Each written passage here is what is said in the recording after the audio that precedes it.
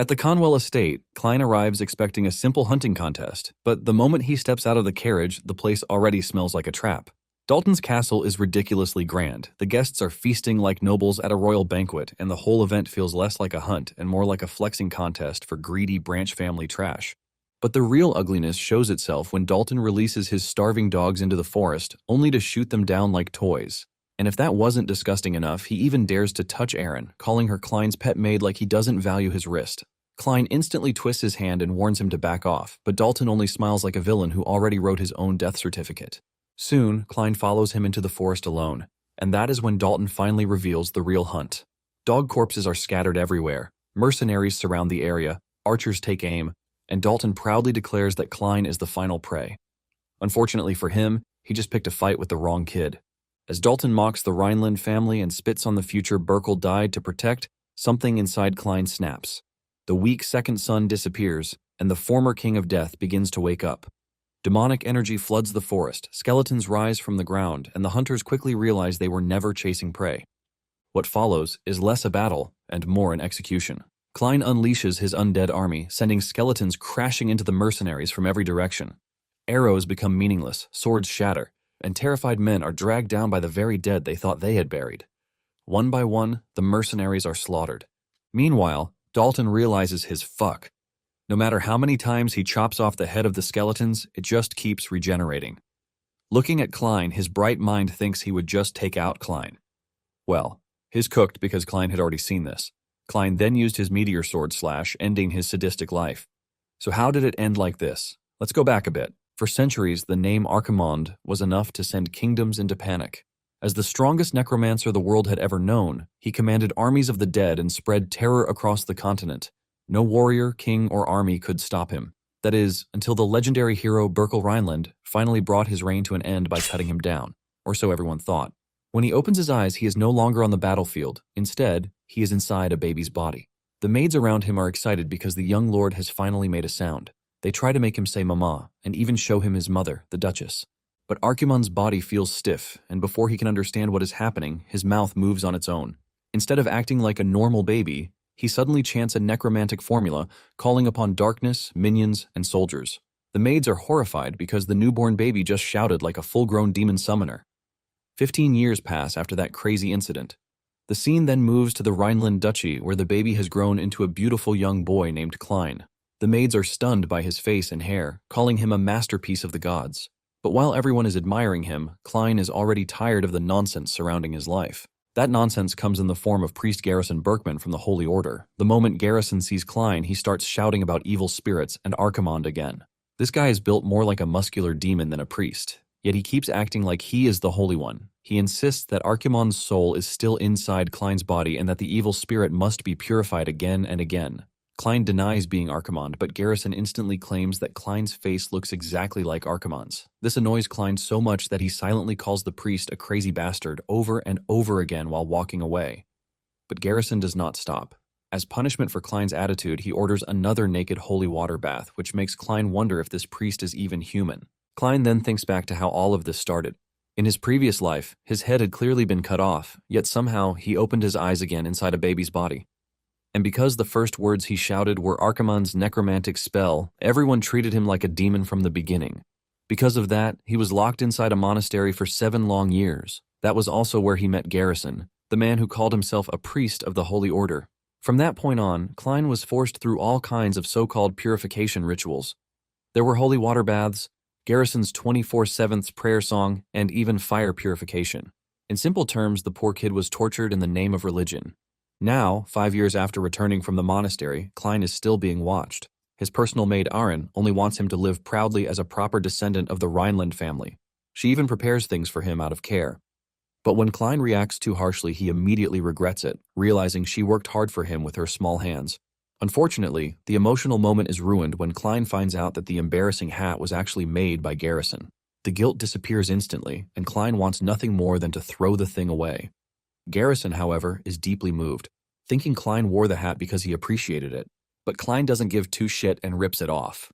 Just then, Dunkel, the leader of the Red Chariot Knights, arrives and asks whether the purification ritual is finally over. Dunkel reminds Garrison that the rumors about Klein being Archimand are already over 10 years old, and even the Order has said there are no more issues. But Garrison refuses to let go of his suspicion. He says there is always a what-if, and before leaving, he tells Klein that the next purification ritual is scheduled for Friday. Klein is completely fed up. After receiving a towel, he tells Aaron that he is definitely not Archimand anymore, but inside he admits the truth. He really is Archimand. He just cannot say it out loud, because if he does, there is no telling what kind of torture Garrison will prepare next. Since he was reborn, he has lived under constant surveillance. Because of the rumors from his childhood, he spent 7 years locked away in a monastery. He thought returning to the duchy would finally give him some freedom, but instead, Garrison followed him like a curse. Aaron then explains that Garrison is not just some random priest. He is an agent of the Holy Order, which is a title given only to the strongest members of the Order. Unless it is the Duke himself, almost no one in the family can stand against him. This makes Klein realize just how powerful the Holy Order is, but it also reminds him how powerful the Rhineland family is. Curious, Klein asks who the strongest Duke in the family's history was. Aaron first thinks about the current 7th Duke, Klein's father, but Klein already knows the answer. The strongest was the 1st Duke, Berkel Rhineland. The servants are happy because they think Klein admires the 1st Duke the most. After all, he keeps staring at Berkel's portrait. But Klein's thoughts are completely different from what they imagine. He is not admiring Berkel. He is staring at the man who killed him. Klein realizes that 200 years have passed since Berkel founded the Rhineland family. He still cannot believe it, but he has no choice but to accept the truth. He, the Necromancer Archimand, has been reborn as Klein Rhineland, a descendant of the very man who ended his life. Sometime later, Klein is jolted awake, haunted by a dream of Berkel's final words before killing him in his previous life. He let out a heavy sigh and cursed under his breath as his thoughts drifted to his new reality. In his past life, he had been Archimand, the legendary necromancer feared across the continent as the devil himself. Consumed by rage, he had nearly brought the entire continent to ruin before ultimately falling to the sword of the Northern Knight, Berkel Rhineland. Yet death had not been the end, and when Archimand opened his eyes once more, 200 years had passed since his defeat. And the most unbelievable part was that he had been reborn as a descendant of the very man who had slain him. Now Archimand was Klein Rhineland, and he retained every memory of his former life. Checking out his appearance for what felt like the 100th time, Klein still couldn't get used to his new appearance, especially his hair. Suddenly, a voice interrupts Klein's thoughts, telling him that he was talking in his sleep. Alarmed, Klein looks up to see that it's his eternal nemesis, Garrison, asking whether Klein dreamt of his time as Archimand. Speaking about Garrison, he is a lunatic priest who believes that Klein is Archimand, and for years he has been torturing Klein because of this belief. Klein quickly tries to explain that he was talking in his dream because of stress. But Irene suddenly pops out to ruin his life. Irene confidently yells that she heard everything Klein said while he was sleeping. She then repeats it word for word, describing how Klein wants to destroy the continent, and even mentions that he called himself Archimand. Klein frantically tries to stop her, but Aaron refuses to back down while Garrison quietly listens to her. Fortunately, Klein's butler Berkman steps into the room at that moment to inform Klein that the swordsmanship demonstration will start soon. However, the damage has already been done as Garrison has already heard everything he needs to hear about Klein's dream. Garrison then thanks Aaron for the unsolicited report and firmly announces that Klein will be receiving a double purification ritual. Seeing the scary look on Garrison's face, Klein is terrified as he covers Aaron's mouth with his hand before she gets him into more trouble. Afterwards, Klein barks at the priest, loudly telling him to back off. Shortly after, Klein and Aaron head to the training hall with the butler Berkman to watch the swordsmanship demonstration. When Klein asks Berkman about the event, Berkman simply tells him that the Duke ordered him to attend. Klein is surprised to hear this, and while he wonders why, Aaron asks whether she can take his cookie. Klein lets her have it, but when Berkman tries to remind Aaron of her position, Klein tells him not to be so hard on her since she loves cookies so much. Seeing that Klein doesn't mind, Berkman decides not to be so stuck up. Klein then asks Berkman why the Duke wants him to attend the event since it's the first time Klein has been invited to a demonstration. Berkman explains that it is because the collateral branches have come to visit. The collateral branches consist of relatives who are not part of the direct bloodline, and Klein knows they are not here for anything good because they are filled with a bunch of pesky little leeches. As Klein makes his way in, everyone turns to stare at him with disdainful glances. Some even make a mockery of him for being mistaken for the reincarnation of Archimand. Meanwhile, others taunt him to his face, mentioning how Klein was locked away in a monastery for 7 years. Someone even calls him a jinx and warns his brother to beware, or Klein might put a curse on him. Klein takes note of the two guys who happen to be his maternal cousins and notices another distant group of relatives stuffing their faces like pigs. Just then, Klein notices a girl in the corner staring intently at him. He recalls that she's one of the cousins from the West. While he's still trying to figure out who she is, his maternal cousins from earlier angrily reprimand Klein for ignoring them. But Klein continues to pay them no attention, making them infuriated. As maternal cousins, they even have the nerve to call the Rhineland family theirs, a comparison that Klein finds laughable. And the annoying thing is that he doesn't even remember their names because they are that insignificant. The major reason these pesky strangers from collateral branches are acting like they own the place is that the main line where Klein was born is currently falling apart. The mere fact that they dare to look down on Klein shows that no one respects the main line anymore. Klein finally makes his way to the balcony, from where he watches two boys sparring. The purple-haired dude named Dalton struggles to block attacks from his opponent, Delane. Despite clearly having a tough time, Dalton curses loudly, telling Delane to stop holding back and come at him for real. Meanwhile, Delane seems to be breezing through without any effort as he tells Dalton that the match is already decided. However, Dalton refuses to back down even though his opponent has the advantage. While observing the match, Klein notes that the main line of the Rhineland family has one last hope left, and that is Delane, Klein's half-brother. Delane is the eldest son of the Rhineland family, well known for being a peerless genius. Thanks to Delane's talent, the Rhineland family still enjoyed a reputation as a lineage of master swordsmen. However, Dalton, a member of a collateral branch, seemed intent on dragging that reputation through the mud. As Klein continues to watch them spar, his eyes suddenly light up. This is his first time seeing a familiar swordsmanship in his new body. As Dalton charges forward to attack, Delane swiftly dodges and the next moment appears behind Dalton. Klein's eyes continue to sparkle, and as he observes Delane's swordsmanship, Klein can clearly see the footwork, the timing of the launch, and even the mana flow. Meanwhile, the attack takes Dalton by surprise, and it is none other than the Rhineland secret technique called Meteor Sword. With a single strike, Delane unleashes the Meteor Sword on Dalton, effortlessly ending the match. Pointing his wooden sword at Dalton, Delane calmly reminded him of his earlier words that the match had already been decided from the very beginning. Meanwhile, the audience is amazed by Delane's sword technique, and they praise him for confidently pulling off the Rhineland family's signature technique in front of everyone. This show from Delane wasn't just a simple, impressive technique, but it was meant as a statement to the collateral branches to show them that the main line is still strong. After observing the match, Klein begins to rub his eye, wondering what just happened to him. But before he can figure it out, Delane calls out to him. Delane cheerfully greets Klein, asking how long he's been watching, and says that Klein should have told him he was coming to the demonstration. He awkwardly claims that he would have tried to fight Dalton a little harder if he knew Klein was watching. Klein quietly observes his so-called half-brother and admits that Delane is actually impressive. Klein also notes that Delane has good looks, excellent talent, and a great personality. Klein then asks Delane why the collateral branches came, as he wonders if they came to squeeze out money from the main line. Before Delane can respond, the Duke interrupts them, commending Delane for doing a great job. He also praises Delane for mastering the family's meteor sword technique. Speaking about the Duke, he is Heinkel Rhineland, Delane, and Klein's father, and the 7th Duke of Rhineland. From the way Heinkel looks at Delane and praises him, Klein guesses that Delane must be the last shred of pride that Heinkel is holding on to. Just then, a knight of Rhineland named Dunkel also praises Delane for his mana control and precision. Dunkel proudly declares that no knight at that age can even attempt what Delane has achieved. Delane tries to be humble, but Heinkel reminds him of the final words of their ancestor Berkel, which state that a knight of Rhineland must always be the greatest in the empire. He then tells Delane to carve those words into his heart and use them as a yardstick moving forward. After Delane thanks him, Heinkel turns to face Klein, making him a bit uneasy. Heinkel then places his hand on Klein but feels no mana inside him.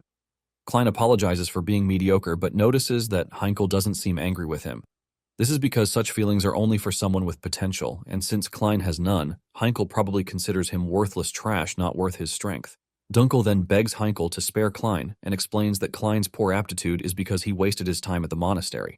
Meanwhile, the audience begins to gossip about Klein's poor skills and even compares him to his half-brother. They also begin to trash-talk the main line for being incompetent, and they use this excuse to argue that the collateral branches should take over. While everyone talks trash about Klein, Heinkel comforts him, telling him that there are other paths to take besides the sword path. Klein, on the other hand, doesn't care about the insults, but the fact that the family the great Berkel fought for is finished. He couldn't accept that this trashy, greedy bunch is the same trash Berkel risked his life for back then. Soon afterward, Delane, Heinkel, and Dunkel leave the hall, and trouble immediately finds Klein. Seeing that Klein's backers have all left, Dalton starts mocking Klein for not having the aptitude for swordsmanship. As Dalton continues to provoke him, Klein turns around to trash him for being a man-whore behind the scenes. This infuriates Dalton, and he wonders how Klein knows, since he has been doing it quietly behind the scenes. Apparently, Dalton has been paying the girls off to keep things under wraps, but Klein somehow found out about it.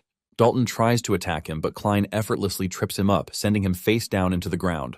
Klein then turns around, ignoring Dalton like a piece of roadside trash, and calls him out for being a sore loser because Delane defeated him. However, this only infuriates Dalton more, so he insults Klein's mother, calling Klein an illegitimate brat. Pissed off, Klein turns around, exuding killing intent as he glances at Dalton, who is terrified by the expression on Klein's face. However, Klein was only giving Dalton the death glare because of the blatant disrespect, and not because Dalton insulted the mother he had never met. Klein is angry that Burkle's descendants have fallen to the point where insignificant trash can pick on them. He couldn't understand why the family of the hero who killed him had fallen to this extent.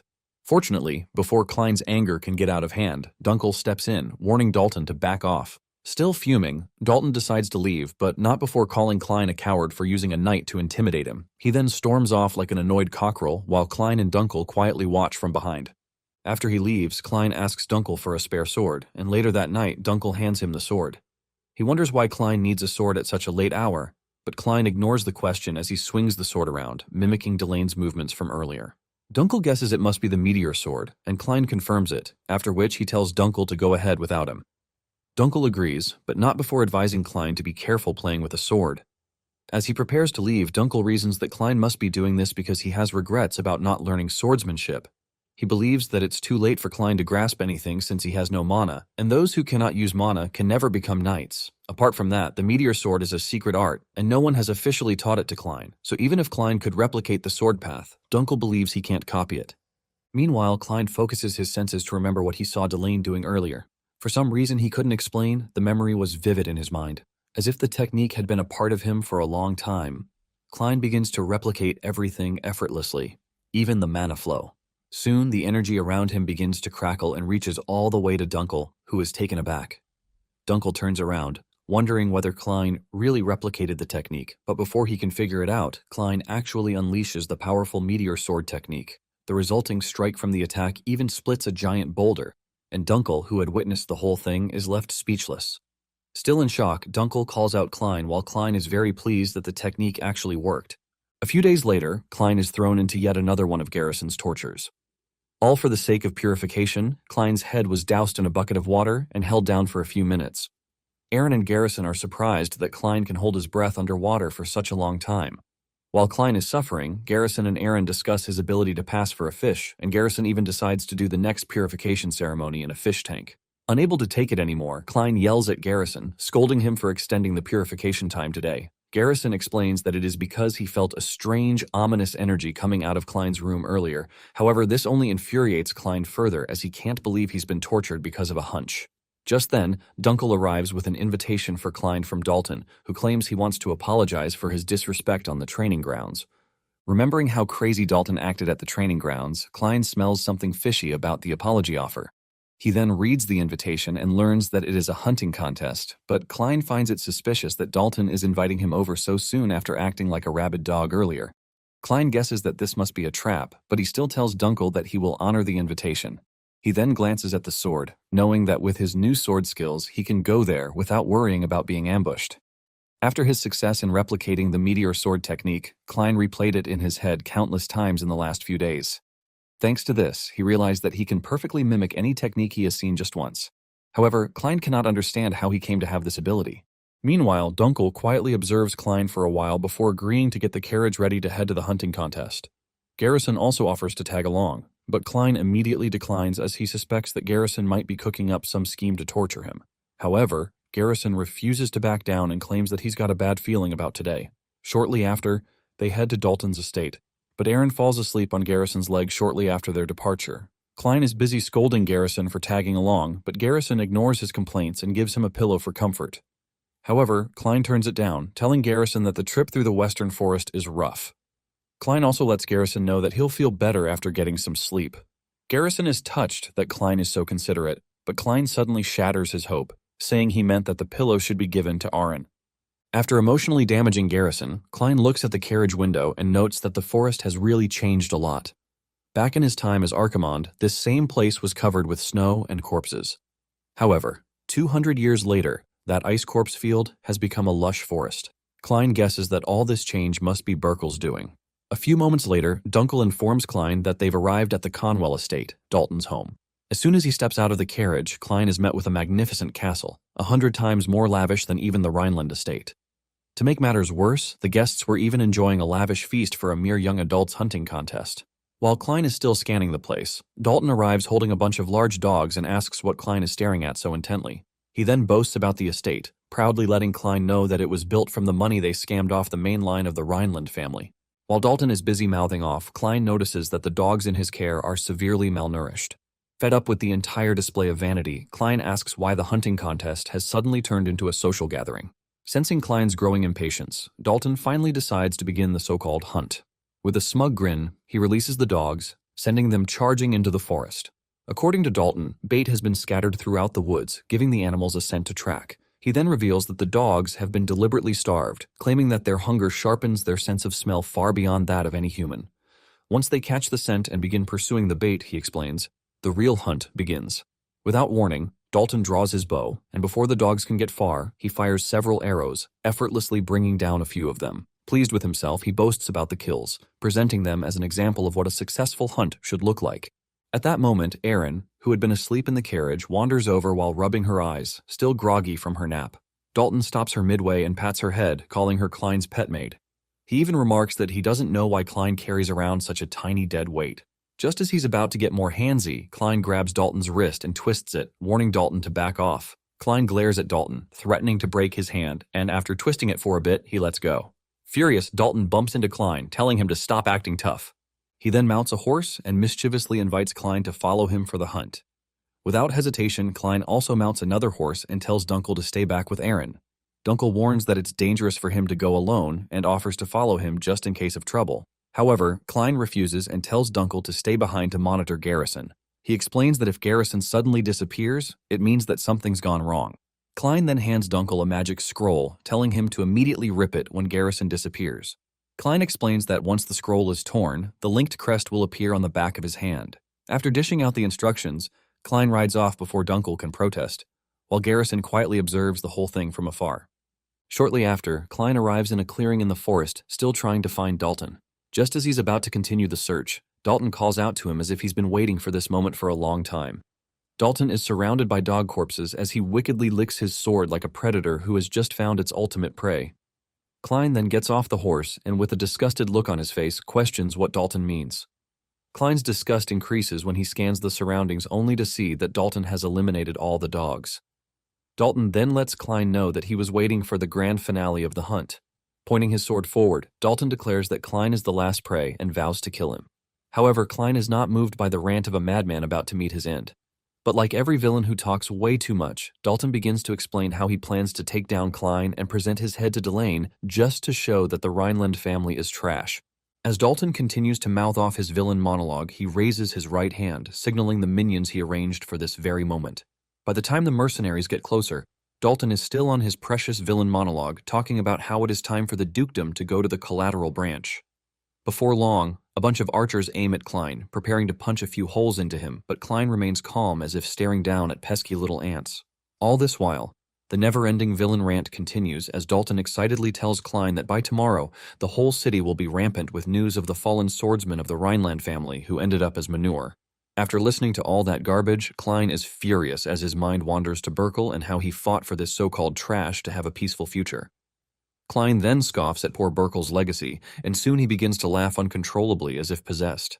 Dalton stares at Klein in confusion, unable to tell whether he has completely lost his mind or is simply too foolish to grasp the situation he's in. However, in that very moment, the prey becomes the predator as Klein suddenly embodies his former self, looking at Dalton with a cold, terrifying stare. That terrifying cold look in Klein's eyes sends a chill through the air, making Dalton tremble with fear. With coldness in his voice, Klein begins his own villain monologue, but his is straight to the point and sends a chill down the spine of his listeners. Klein tells Dalton that the Rhineland family was built upon the price of his death, yet a pest dares to mock it. Suddenly, the atmosphere around them begins to darken red, leaving Dalton wondering whether this is magic. However, he recalls that Klein doesn't have mana, so there's no way he can pull off this scene. As the energy around Klein thickens, he lets Dalton know that it isn't magic, but demonic energy. Soon, demonic energy begins to swirl around Klein, whipping up powerful gusts of wind that almost sweep Dalton and his minions away. As the dark aura intensifies, Klein's earlier words finally sink in. and Dalton vaguely recalls hearing something about demonic energy. Unfortunately, Klein has no intentions of stopping anytime soon, and with a calm, commanding voice, he begins chanting an ancient demonic incantation, calling upon ancient buried souls. Invoking his name, he orders them to feast and devour as he summons a bunch of undead skeletons. One of the guys about to be cooked is horrified at the sight in front of him, and a chilling thought creeps into his mind as he wonders if Klein could truly be Archimond. Before long, Klein is surrounded by a legion of shrieking skeletons as he continues the chant, telling them to devour until their resentment is satiated. After summoning his little league of undead, Klein begins to feel that familiar sensation he thought he had long forgotten. 200 years later, that feeling of standing in a corpse field now felt like something from a distant past. However, Klein could still feel that sensation echoing endlessly through the darkness and the voices of the dead calling out to him. Having that familiar sensation sweep through his body, Klein fully embraces it. Meanwhile, the side dude, who had now recognized the monstrosity in front of him, skeptically calls Klein Archimond. Klein wickedly responds, saying he used to be called by that name. However, some of the other mercenaries still doubt, since the story about Klein being Archimond was nothing more than a rumor. However, seeing the scary skeletons in front of them, they can't help but be skeptical that the rumors might actually be true. Meanwhile, Dalton watches the entire scene unfold in silence, as though his brain needs extra time to process what he's seeing. After a long, awkward pause, some of the mercenaries burst into laughter, mocking the grotesque skeletons for their bucket-shaped heads. A few even ridicule Klein, questioning why he bothered summoning such low-level trash. Klein can hardly believe his ears, as these were some of the very same skeletons he once used to nearly bring an entire continent to its knees, yet now they were being dismissed as worthless garbage. Dalton, finally snapping out of his daze, joins in the mockery, and with a smug grin he boasts that he has smashed hundreds of skeletons just like those during missions. However, one guy still manages to notice something a little off about Klein's skeletons, but Dalton confidently tells his men to take a bone from the skeletons as souvenirs. The mercenaries find this amusing, and they decide to heed his advice. Dalton then orders the archers to take out the skeletons blocking their path while the other mercenaries break through. He then orders the archers to prepare, and immediately he tells them to fire. The archers release hundreds of arrows against Klein and his army of undead, but as the arrows close in, Klein remains calm as if they're just insignificant feathers flying towards him. The arrows finally hit Klein's camp, and Dalton is excited to see Klein's bloody remains, but the sight in front of him leaves him stunned. Once the dust settles, he realizes that the skeletons have impenetrable shields, and they use them to form a barrier, protecting Klein. Pleased with the effect, Klein scoffs at the fact that no one recognizes his special skeletons after 200 years. Meanwhile, the mercenaries are starting to feel uneasy because Klein's skeletons didn't have that shield a few moments ago. Klein then lets them know that his minions are not the typical spineless skeletons. When the mercs demand to know what they are, Klein simply says that his skeletons are different. But those words alone are enough to make the mercs tremble. As Klein prepares to show them what he is capable of, he silently tells Burkle to watch closely as he quietly revels in the thought that he is finally about to teach a lesson to the bastards who mocked and insulted the future Burkle fought so hard to protect. As he commands the skeletons to ready themselves for attack, Klein looks forward to crushing the so-called younger ones, the very people he was killed for, and with that thought in mind, he gives the order to charge. To everyone's shock, the skeletons surge forward at incredible speed. Watching them race across the battlefield, Dalton can only wonder how the hell skeletons are capable of running that fast. He then confidently orders his men to maintain their positions instead of panicking, since their opponents are nothing but skeletons. However, the next moment, Dalton's words prove to be false as the same skeletons begin mercilessly tearing through Dalton's men. As different parts are chopped off and blood splatters from all sides, Dalton begins to panic. His formation was already non-existent, and no one was listening to him anymore. Unfortunately, this was only the beginning, as Klein orders his second crossbow unit to surround the enemies and lock onto the target. The remaining mercenaries immediately look upwards when they hear a clacking sound, and at that very moment, their lives flash before their eyes. While they're still dazed, Klein orders the crossbow unit to be ready to take the shot. At that moment, the mercenaries inform the others about the impending attacks, but just as they're about to tell them to run, Klein orders the unit to fire. Soon, a barrage of arrows comes raining down on Dalton's camp, eliminating a bunch of them at once. Meanwhile, Dalton is still in the middle of the battlefield, trembling like a wet, cold puppy. He quickly scans the area and notices that he's badly losing, and Klein's skeletons aren't the cheap type from Temu. Knowing that it's only a matter of minutes before his gang is wiped out, Dalton decides to make a last-ditch effort. He orders his remaining team to stop reloading their crossbows and switch to close combat. After confirming they heard him the first time, Dalton prepares to lead by example and confidently rushes into the battle. With a single strike, he chops off the head of one of the skeletons and begins to celebrate too soon, excitedly telling his team to aim for the head. However, before he can finish that sentence, the headless skeleton almost takes off Dalton's head. Fortunately, Dalton manages to dodge the attack, after which he tries to figure out how the skeleton is still active without a head. Klein is amused as he mocks Dalton's knowledge of how the undead are supposed to die when they lose their head. Klein then reminds him again that his skeletons are different from that usual trash. To prove this, the headless skeleton soon locates its head, and the moment it puts the head back on, it immediately reattaches itself. This shocking ability is the main reason why, as Archimand, Klein almost succeeded in swallowing the continent. Meanwhile, Dalton is stunned that a skeleton can actually reattach its head. What he doesn't know is that these beings summoned by demonic energy do not die easily, and every single one of them obeys orders and utilizes tactical formations. Now, the mercenaries who previously looked down on them were beginning to panic because what they killed had clearly refused to stay dead. Klein knows he's letting them off easy because with this weak body, he can only summon 11. But since everyone has rested, Klein declares that it's time to continue where they left off. While their screams echo deep in the forest, all is at peace back at the Conwell estate. Aaron was listening to funny stories about Klein from Garrison, and he was happy to tell them. Watching Aaron, excited to hear about Klein, Garrison guesses she must be very fond of him. Aaron tells Garrison that she is and explains that it is because Klein is so amazing and kind. However, the dude she calls kind is busy making people scream and tremble while he wears a straight face. Aaron also says that Klein is gentle and shares his cookies with her as he's the warmest person in the world. However, the warmest person is seen coldly crushing everything in his way. Meanwhile, back on the battlefield, Dalton is struggling to survive, and no matter how many times he chops off the heads of the skeletons, they somehow manage to keep regenerating. Dalton finally grows a brain as he begins to wonder how to stop them from regenerating, and just then his eyes lock on Klein, the source.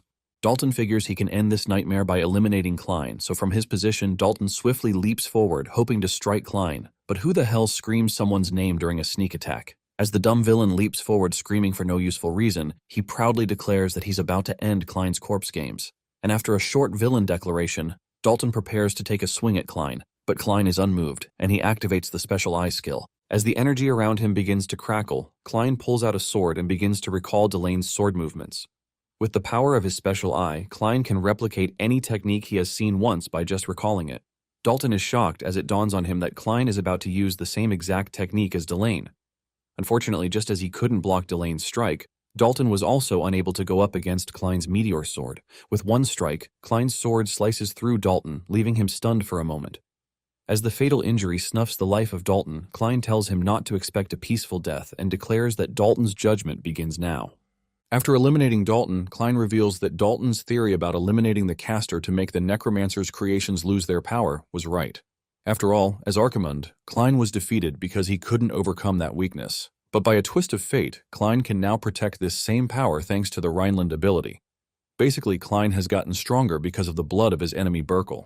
Looking at the fading Dalton, Klein makes up his mind to change things now that he has been reborn into this new life. Dalton overhears this, but just as he's about to question Klein, Dalton breathes his last.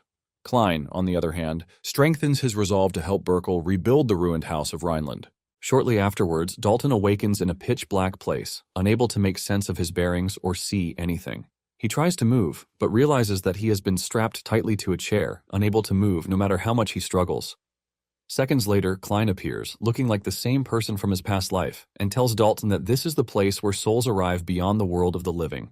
He then introduces himself as Archimand, explaining that he created this afterlife zone. While Dalton tries to make sense of the gibberish, Klein reads out Dalton's charges like the devil judge. He reveals that while Dalton was alive, he starved and tortured dogs.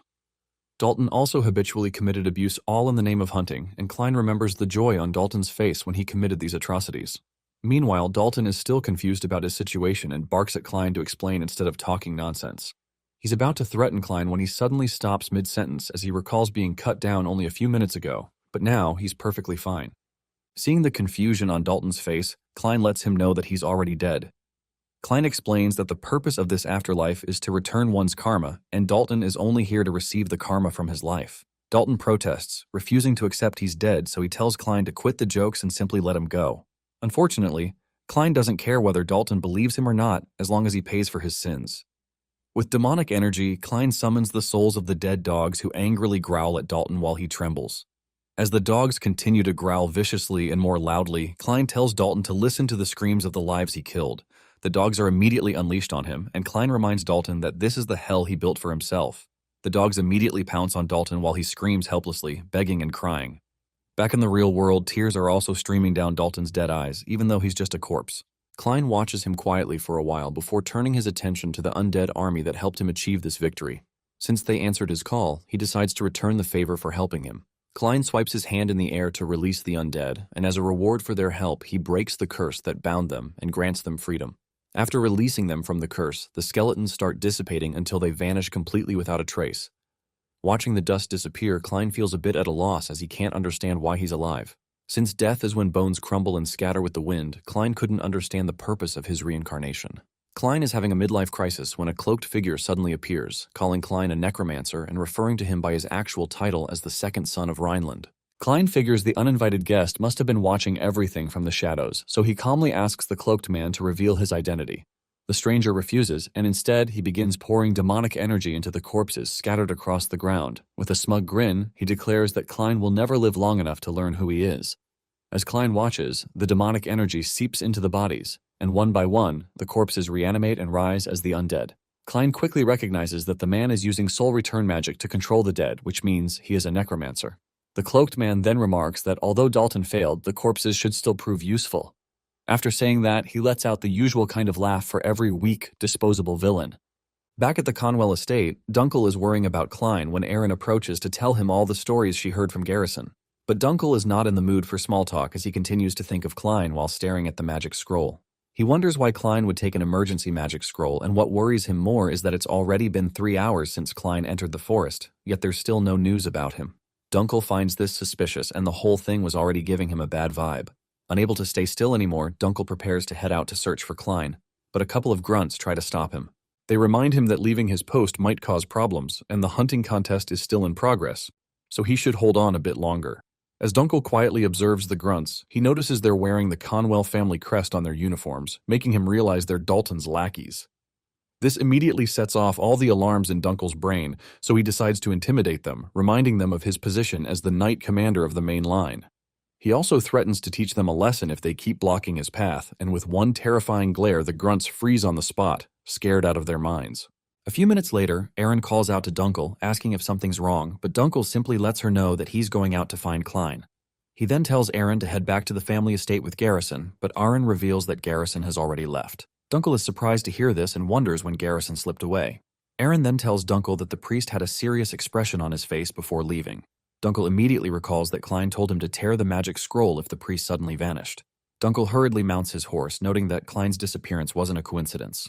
He then rips the magic scroll apart with his teeth, and fearing that something is definitely happening to Klein, Dunkel swiftly rides off. Back in the forest, Klein and the Necromancer are still having a stare-off, but Klein is more concerned that the last fight already drained all his demonic energy, so he can't use necromancy.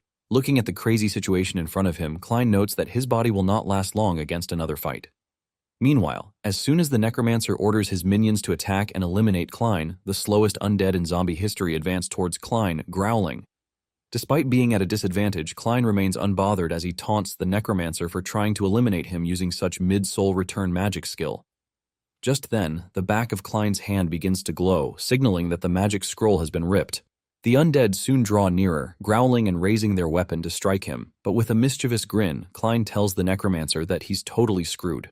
Just then, a purple light bursts from the crest on the back of Klein's hand while the Necromancer is utterly confused by what Klein means. Before he can even figure out what is going on, a bright golden light appears as Garrison jumps in front of Klein, taking out some of the zombies with holy light. Garrison then begins to chant holy spells while purifying the undead in his path with holy light. After taking them down, Garrison urges Klein to relax, and at the same time the Necromancer is still frozen in shock by what he just witnessed. Looking at Garrison, the Necromancer immediately recognizes him as the famous Holy Agent. Meanwhile, Garrison towers with confidence, surrounded by bright golden light, comforting Klein to rest easy since a powerhouse like him is here. Speaking about Garrison being called the Agent, there are 3 human weapons who carry out the Pope's orders with absolute obedience. These 3 are the Church's strongest assets, and they're the only ones capable of wielding the holy relic left behind by St. Gall. It is said each one of these agents possesses the power of an entire fortress, and among them, the one who boasts the greatest raw strength is none other than Garrison. As more of the undead continue to attack, Garrison effortlessly crushes them with his fist while chanting a prayer to purify the undead. Garrison breezes through the horde easily, taking a few heads without breaking a sweat, making it clear that this dude needed to be in a remake of The Walking Dead. While Garrison is exerting what he calls judgment, the main sinner who started the whole saga in the first place watches in shock. He begins to question every single decision that brought him here and seems to understand why an agent of the church would be involved in this simple mess. The dude is even more shocked by Garrison's insane power, so he decides to make a run for it, knowing he messed with the wrong dude. As Garrison heads towards him to purify the source, the masked dude tries to bolt, since facing a monster wasn't part of the job he was paid to do. Unfortunately, before he can take a few steps, he is pulled off the ground like trash as Garrison grabs him by his head. While flailing midair, the dude's mask falls off, and he tries to plead for his pathetic life, but Garrison begins to crush every bone in the guy's face like pudding. While the masked dude struggles to breathe, Garrison ignores all his protests and decides to finish his prayer. Before the prayer ends, the dude's eyes are already almost popping out of the sockets, and as Garrison finishes reciting the prayer, he effortlessly crushes the guy's head. His eyeball even bounces off all the way to Klein's feet. Once Garrison is done, he calls out to Klein, who is so uneasy after witnessing Garrison's terrifying strength. Garrison barely took a step and merely charged forward, yet by the sheer pressure of his aura, over 20 corpses were shredded into pieces on the spot. Klein is uneasy as Garrison approaches him with bloodied hands, and as the blood drips on Klein's hair, Klein is terrified, thinking he's the next cabbage to be shredded. Garrison then says he rushed over after sensing a trace of necromancy coming from the forest. He grins eerily, telling Klein that there seems to be something he can't quite understand. Garrison then places his hand on Klein's shoulder, saying the demonic energy he felt earlier is different from the one on the masked dude. At that very moment, Klein's heart drops, and seeing the expression on Garrison's face, Klein is certain that the priest is ready to erase him here if he slips up. Fortunately, Dunkel arrives just in the nick of time, asking if Klein is all right. As Klein turns around to see Dunkel, he has never been so relieved to see another person in his short life. As relief washes through his body, Klein begins to feel lightheaded and guesses it must be because using necromancy was too much for his weak body. Klein then slumps to the ground, causing Dunkel to panic as he rushes to Klein's side to check on him. Like a worried mom, Dunkel frantically questions what happened to Klein and why he's covered in blood, even though the blood is only a few drops from Garrison's hand. Klein ignores the million questions and tells Dunkel to stop screaming into his ears and just hold him because his legs are about to give out. Dunkel then asks him about Dalton, and Klein simply replies that he eliminated him because Dalton tried to kill him first. A few days later, Dalton's father, Delkin, the Count of the Conwell family, calls for a meeting to demand justice for his dead son. He refuses to accept that Dalton tried to assassinate Klein and argues that his son was a knight with honor and loyalty. Delkin angrily tells the Rhinelands not to frame Dalton for assassination and demands that they search for the real culprit instead. But Heinkel presents proof of the investigation into the incident, showing that Klein has not changed his story even after intense interrogation. Heinkel also presents a record of about 20 mercenaries being dispatched from the Conwell estate at the same time Dalton and Klein disappeared. From this evidence, Heinkel believes that Dalton was indeed up to something shady against Klein. This damning evidence catches Delkin off guard, making him unable to argue any further. He curses the mercenaries under his breath for leaving evidence after he told them to be extremely careful. Seeing that he has been backed into a corner, Delkin decides to change the topic by arguing that the whole incident makes no sense, especially the part about Klein eliminating Dalton. Since Dalton was already skilled enough to join the Knights, Delkin refuses to believe that Klein, who has never wielded a sword, could take him down. Delkin's point makes sense to the council as they recall seeing Klein at the swordsmanship demonstration, and they even heard Heinkel saying that Klein has no mana. The council begins to question how a boy with no mana could have killed a skilled swordsman, and this plays right into Delkin's plan. Even though Dalton failed to eliminate Klein, Delkin plans to bury this secret, fearing that he will also join his ancestors if it is revealed that they tried to assassinate a direct descendant. To come out of this unscathed, Delkin decides to change tactics again by attacking Klein's mother. He reminds the council that Klein's mother, Claire, was surrounded by strange rumors until her death, and Klein also claimed to be Archimond when he was young. Delkin argues that they cannot take Klein's word and frame Dalton as an assassin. Infuriated, Heinkel orders Delkin to watch his mouth, but Delkin continues to milk this point and accuses Klein of hiring someone to eliminate Dalton. He then expresses disgust that Klein is the one at fault, but he's trying to pin the crime on Dalton. Suddenly, a voice thundered in the hall, commanding Delkin to stop cooking lies. Delkin turns around to see who dares speak to him that way, only to see Klein confidently strutting into the hall. Klein reveals that he has been listening to the whole deliberation and could no longer stand Delkin spouting nonsense. He then tells the council that Dalton hired mercenaries to assassinate him, so he simply acted in self-defense by taking Dalton out. Klein further claims that a mysterious figure transformed Dalton and his followers into the undead and that Garrison arrived just in time to eliminate them. After hearing Klein's brief account, Delkin immediately accuses him of lying. Klein simply smirks and counters by asking Delkin whether his accusation that Klein is Archimond is more believable. Seeing that his plan has backfired, Delkin immediately grits his teeth and shuts up. However, all this was part of the resolve Klein made after eliminating Dalton. He swore to restore the Rhineland family that was built upon his death with his own hands. Klein refuses to let Burkel's legacy be defiled by these leeches who call themselves descendants, and the beginning of Klein's plan is to put the collateral branches in their place. A few moments later, someone knocks on the door, and the pretty girl who was at the last meeting enters, apologizing for being late. She's immediately announced at the door as Laya Paulweavern, commander of the Blue Holy Spear Knights.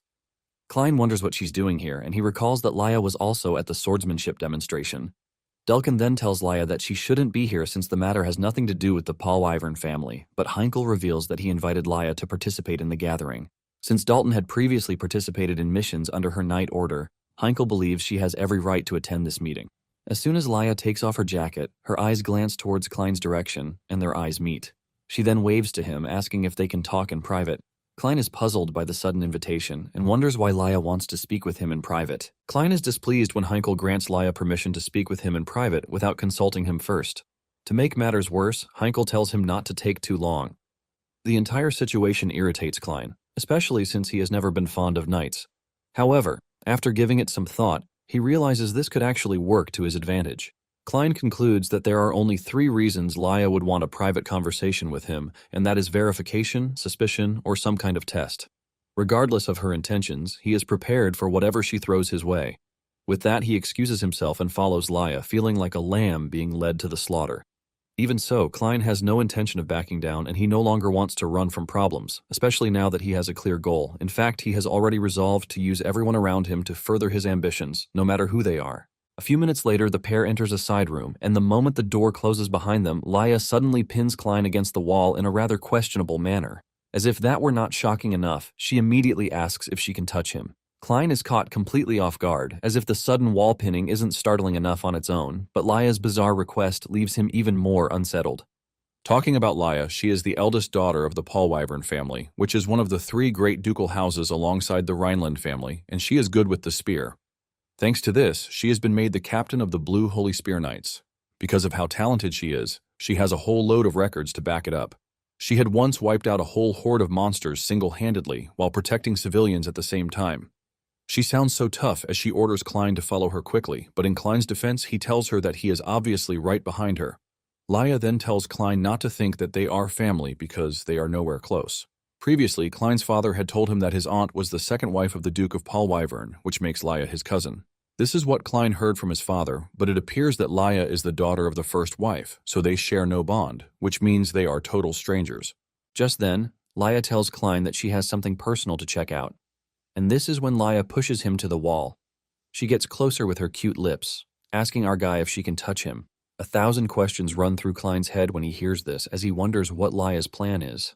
Klein tries to understand her, but she grabs his arm to investigate. She starts pressing his body to check out the texture of his skin. She confirms that there is no single scar or blister on his hands, and she compares Klein's hands to a baby's. Laya admits that master swordsmen don't have calluses on their hands, but at least there are specific areas that get tough. After she is done with her inspection, she looks Klein dead in the face and lets him know that she can clearly see that he has never touched a sword before because his hands show no trace of swordsmanship whatsoever. With this, Laya expresses her confusion about how he is able to defeat Dalton, a trained knight alongside 20 mercenaries too. Just then, Laya jumps to the big question, asking Klein if he is hiding another power, but Klein pushes her away. Klein scoffs while asking Laya if she is suggesting that he is Archimond. From their short interaction, Klein could already see how dangerous Laya is because she is not just curious, but she is actively looking for a reaction, not an answer. With his current stance, silence is going to be an admission, while any attempt to hesitate will only confirm her suspicion. With this, Klein realizes that the only way out is to be more aggressive and confident than her. Klein speaks up with confidence, asking Laya what the issue is if he is really Archimond, but before he can finish his statement, Laya laughs at him. Laya calls him a little brat who can never be Archimond, and Laya's words ultimately shatter Klein emotionally. He opens his mouth in shock before asking Laya if she just called him a brat, and Laya confirms this before adding more salt to his injury. Laya explicitly tells him that he is far too small to be Archimond because his proportions are all wrong, and his voice, alongside his build, is suffering from a deficit aura. In her conclusion, she lets Klein know that he is nothing but a brat and a little one at that. Klein ultimately loses his speech thanks to the overwhelming emotional damage, and he drops his head in shame. Laya tells Klein that he is not Archimund, and he also can't use a sword, so she wonders how someone as trash as him is able to beat a knight. Just then, Laya tells Klein that she is going to give him a kiss, but he is too damaged upstairs to even understand what she is saying. He asks her if she is trying to bribe him or something, but Laya suggests that they head back in because they are going to be late. Moments later, Klein and Laya return to the council room, and deep down, Klein makes a self-admission that he is just the useless second son who was stuck in a monastery for 7 years. He understands why they are not going to believe him if he says he killed Dalton in self-defense. The Duke is still asking Laya what they talked about when Klein suddenly gets everyone's attention by stomping his sword into the floor. Once he has everyone's attention, he points his sword at Dalton's father, Delkin, telling him that he would like them to settle the issue the northern way. Klein shocks everyone when he demands a trial by combat, and this immediately gets the whole room talking. Apparently, it is an ancient northern judicial tradition that is used when a dispute cannot be easily resolved. Basically, there are no limits on weapons or techniques that can be used, and the outcome of the duel turns out to be the final verdict. It is basically a case of where two sides fight it out, and the winner becomes the right one. Delkin expresses his shock, and he starts asking Klein why he would pick something like this, but Klein lets him know that there are 100 reasons to. Klein reminds Delkin that despite evidence that his son attempted to kill him first, he still wanted to frame. As if this is not enough, he also insulted him and his mother in the process, but deep down, Klein knows he has no affection for the mother he is talking about, since his real identity is actually Archimund. Delkin starts stuttering, and Klein urges him to be quick with his decision, so as not to keep the nobles waiting. Delkin looks around and he realizes that the nobles are already excited about the idea of a trial by combat. Klein's father also jumps in, telling everyone that it is going to be a guarantee that the duel's outcome shall be final. He declares all previous evidence null and void, and the moment Delkin hears this, he realizes that he can use this to his advantage. He asks Klein if he is really sure about his decision because he has no mana, and when he gets no counter-response from Klein, Delkin mentions that he would like to choose a knight to fight for him. Delkin is already dreaming about how he is going to kill Klein, but unknown to him, Klein has the same plan for him. Once the two have agreed to the duel, the Duke declares that it will take place in 4 days. Unknown to them, Klein didn't just escalate the situation for nothing because this is just the beginning of what he wants to do. He plans to use Delkin as the stepping stone to show the other branch families his plan to tear down and rebuild the family.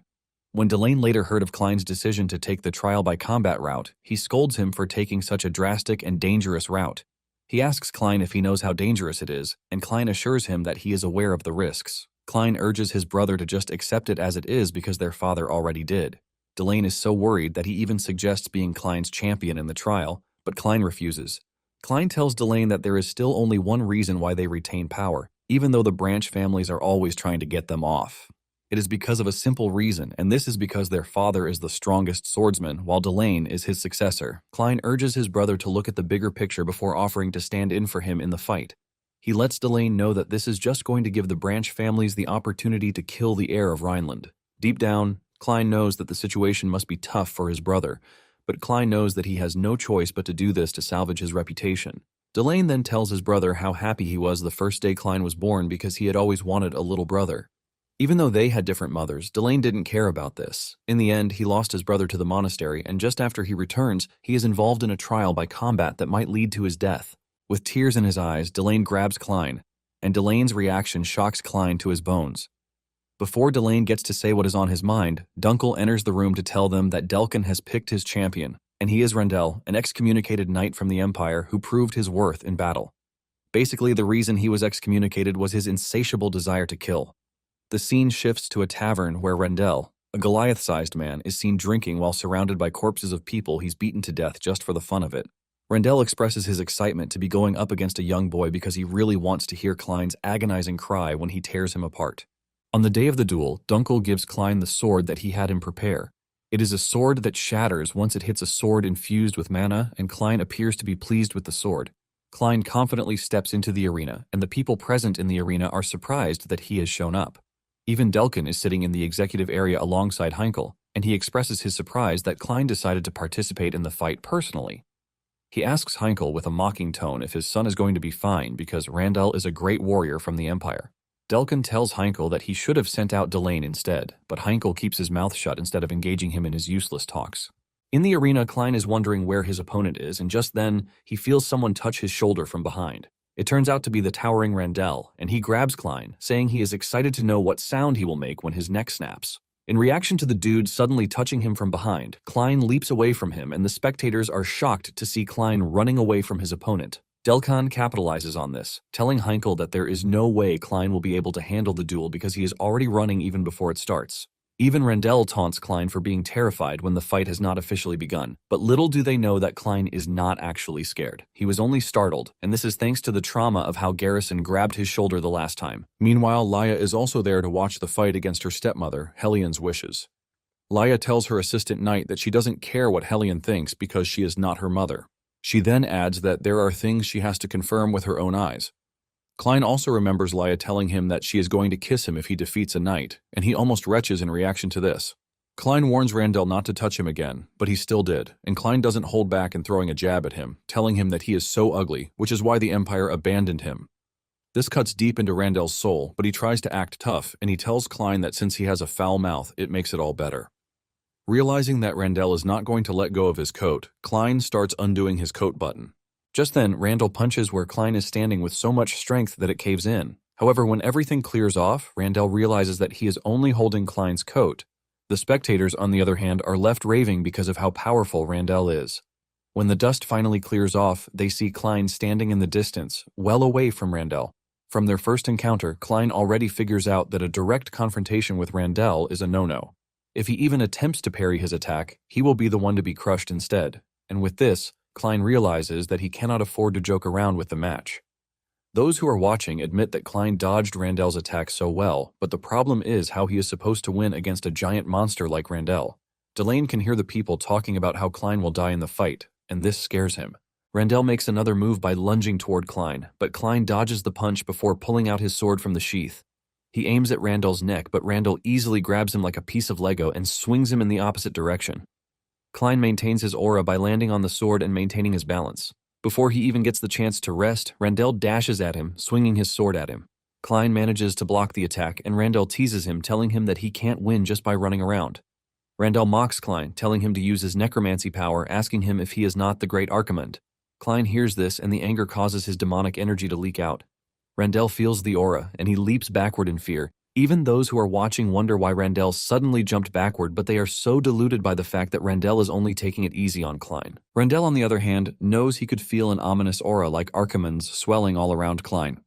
Delkin panics when he sees his champion acting all strange, and just then, Klein assures Randell that he doesn't have to worry because he is not going to use necromancy on him. Since he is a Rhineland, Klein knows that the arena is a place for him to prove himself through the sword alone, so he is obviously not going to use necromancy. The crowd starts cheering for Klein, roaring his name, thus turning the atmosphere around. Delkin's confidence vanishes, and he finds it hard to sit down comfortably again. Back in the arena, Randell doesn't want to accept what he saw, and he concludes that it is nothing more than a coincidence, because he is several levels ahead in both stamina and strength. In addition to this, he knows that Klein has no aura, and he decides to tap into his knowledge of Imperial swordsmanship, whose strength lies in its unrestrained use of mana. This is a skill that heightens one's breathing, muscles, and even the blood flow, thus pushing every sense to the limit. With aura overflowing in and around his body, Randell dashes toward Klein with the intention of taking him down before he can react. However, Klein still manages to dodge this, and he starts following Randell's paths to observe his technique and mana capacity. His eyes turn purple as he observes all of Randell's sword paths, and moments later, Randell gets really mad that he hasn't been able to cut Klein. He unleashes a massive aura imbued in his sword and tries to smash Klein to oblivion. The sword hits and delivers a massive blow to the ground, but when the smoke clears, he realizes that Klein has vanished. Randell starts getting worried because this can only have happened if Klein was able to read his sword path in such a short amount of time. Suddenly, Klein appears behind him with his sword perfectly aimed at him since he is completely wide open. Using the meteor sword technique, Klein delivers a powerful cut that slices through Randell's back. Everyone watching, including Delane, recognizes the sword technique, and Klein being able to use the technique shocks them to their bones. Randell screams out in pain while wondering how Klein is able to do this without mana. Laya, who is fully focused on the fight, turns red like a tomato when she sees this in complete disbelief. Before the fight, Heinkel had expressed his regrets to Dunkel in his office. He regrets the fact that he can't do anything about the situation because if he intervenes, the family's honor will only get worse. However, he was worried because Klein's opponent is a seasoned warrior, whom he definitely stands no chance against. Dunkel asked him why he allowed the duel to stand when he knew that Klein had no chance. Heinkel says Klein stood up for his late mother, and Heinkel hates himself for not being able to save him when he was branded as Archimond and locked away in the monastery. Because of this, Heinkel doesn't think he has any right to stop him as it is, and Heinkel scolds himself for being so incompetent. However, Dunkel urges the man not to worry himself because Klein never picks a fight he knows he can't win. Now that the Duke is seeing his son fight firsthand, he is left in complete shock because Dunkel was right about him. Talking about the Rhinelands, they had minimized their mana consumption to the barest minimum to help survive the freezing snowfields where they live. The imperial swordsmanship that Randell uses can be compared to predation, which overwhelms the opponent by pouring in mana all at once, but Rhineland's technique is based on moderation.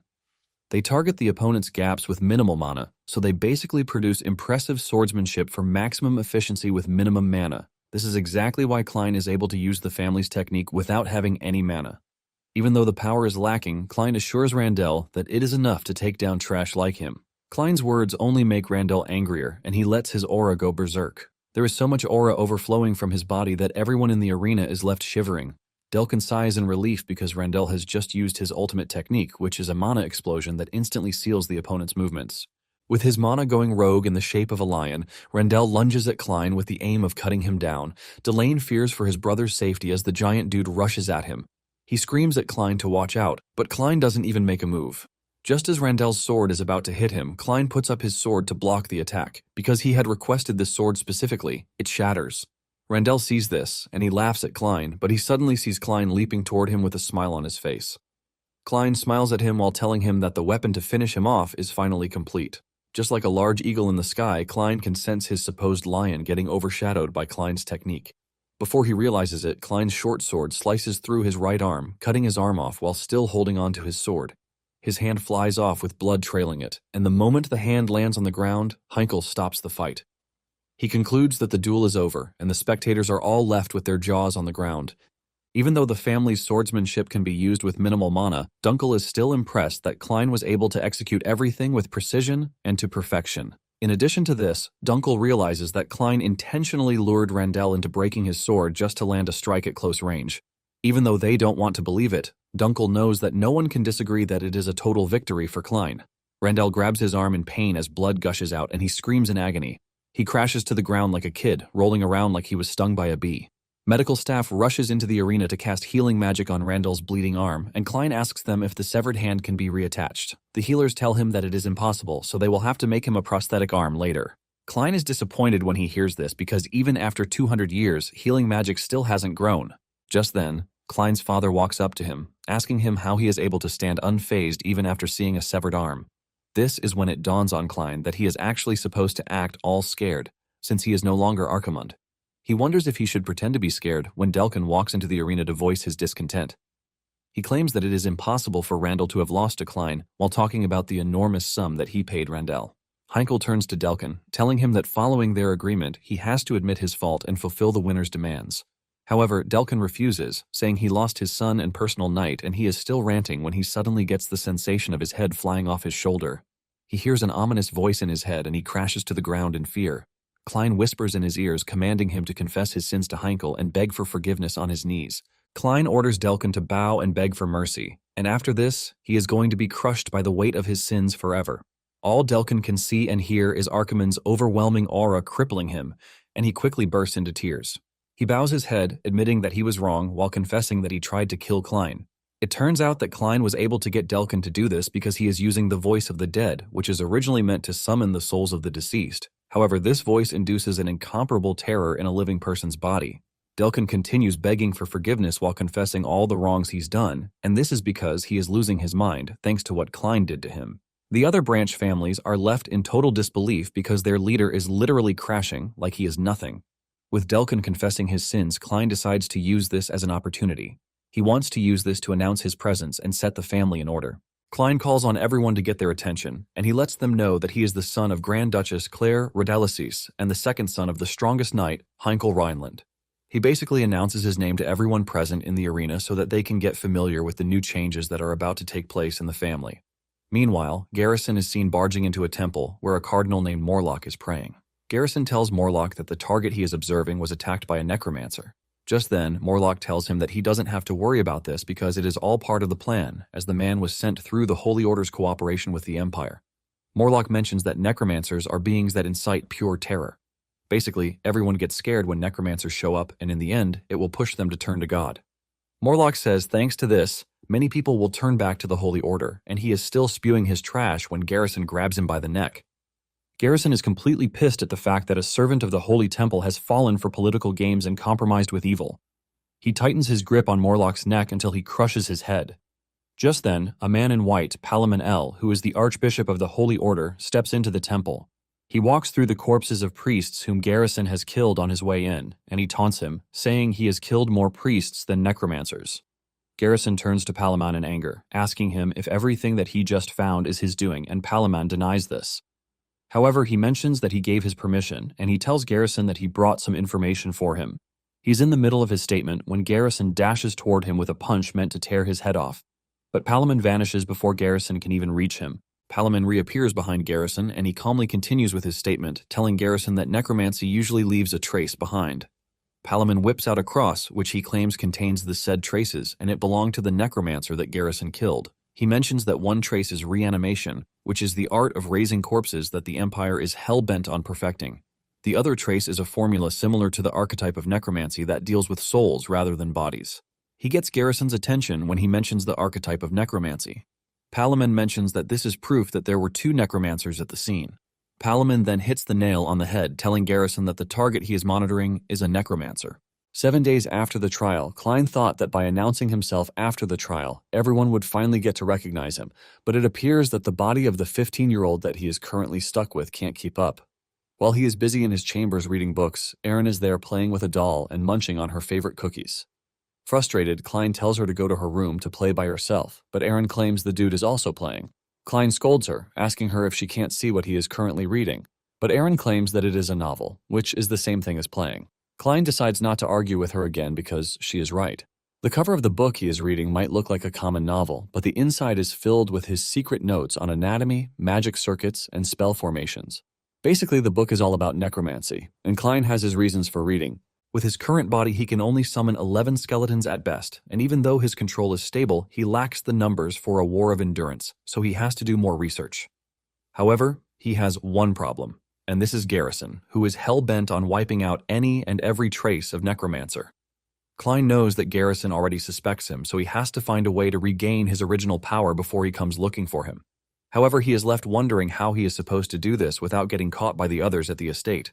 Later on, Klein is summoned to his father's office, and his father tells him that they have received reports of undead sightings near the mine. Klein doesn't waste time before accepting to go on the mission to investigate because real combat is essentially the best form of research. Heinkel expresses his worries because there were reports of casualties, but he assures his father that he has nothing to worry about.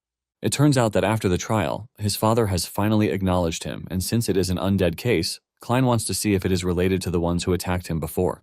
Klein considers this an opportunity to use necromancy as much as he wants because he is going to be alone. However, his plan gets totally ruined because Heinkel ordered Dunkel to accompany him on the mission. While they are camping out for the night, Klein makes a meal for them, and the meat looks pretty sumptuous. It turns out that the role of cooking and hunting has completely fallen to Klein because Dunkel, who is a knight commander, is pretty useless in these aspects. Dunkel is overwhelmed with guilt that he is useless when it comes to areas like this, but Klein urges him to just eat his dish, assuring him that he is going to grill some more meat in a bit. Klein is not even moved by something of this kind because he spent years running from knight orders. Moments later, Dunkel talks about what is bothering him, and he tells Klein that whenever he looks at him, he feels like he is completely different from others of his age. Dunkel mentions that with everything he has seen Klein do, it sometimes makes him think he might actually be the reincarnation of Archimond. Klein quickly cuts in, telling Dunkel never to mention something like this in Garrison's presence, and Dunkel assures him that he will never try since he knows the trauma Klein has gone through in Garrison's hands. Dunkel then continues by saying Archimond was a devil who turned millions of Northerners into undead. Dunkel suddenly feels a change in the atmosphere, and he thinks it is the wind, but Klein speaks up with a stern voice, telling Dunkel to never speak of such a subject again. Dunkel is shocked by the seriousness in his voice and the scary aura that is radiating from his body.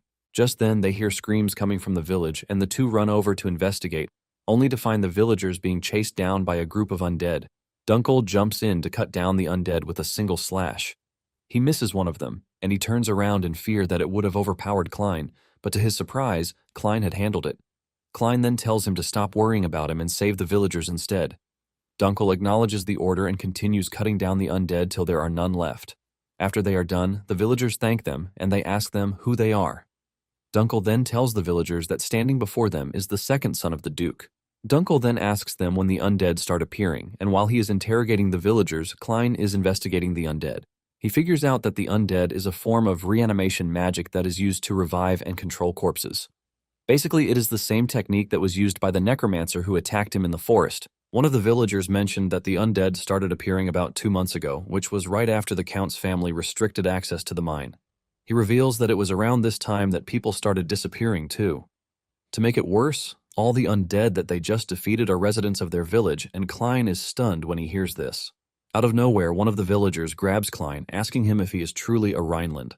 Klein stays mute because he doesn't understand what is going on with the dude, and he continues shaking Klein vigorously, telling him to answer the question. Dunkel jumps in to pull the dude away, and the dude screams out in agony, saying they have requested help for 2 months, but they didn't get a single response.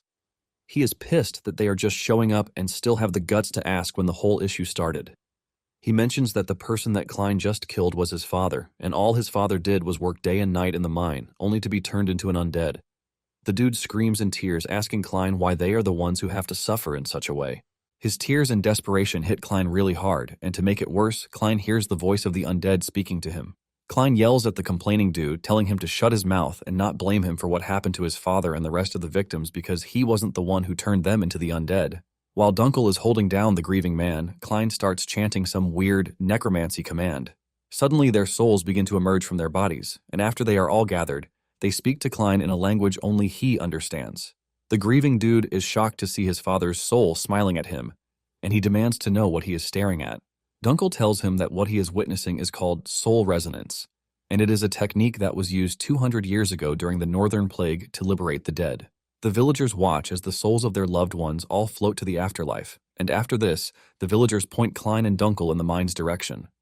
On their way to the mine, Dunkel asks Klein what the spirits said to him, and Klein subtly replies that it was nothing. He says they were just thanking him for helping them find peace, and they also begged him to avenge them. Dunkel is surprised when he hears this, and his conviction that Klein is Archimond's reincarnation crosses his mind again. He also remembers how Klein reacted when he mentioned Archimond earlier that day. Dunkel then unsheathes his sword, and he places it on Klein's neck, telling him that he has one question for him. With a stern and serious voice, Dunkel asks Klein to reveal his true identity.